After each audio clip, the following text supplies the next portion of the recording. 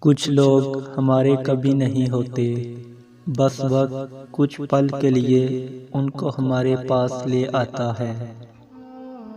میں تیری رحمت سے بالکل مایوس نہیں ہوں یا اللہ، بس مجھے میری ہر آزمائش میں کامیابی عطا فرما۔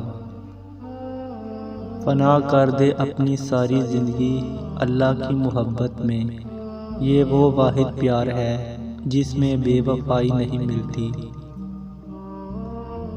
تم اس اللہ پر یقین رکھو، ایسا یقین جو ہر شک سے پاک ہو۔ کسی انسان کے سامنے رو گے تو ٹھکرا دیے جاؤ گے، رب کے سامنے رو لو مقبول ٹھہرو گے۔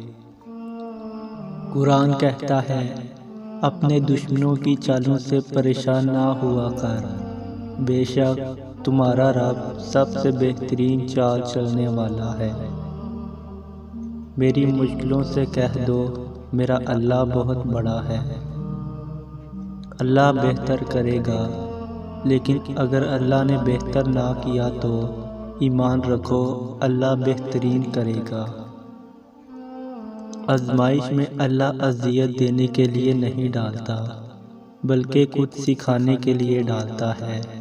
جتنی جلدی سیکھ جاؤ گے اتنی جلدی وہ دور ہو جائے گی۔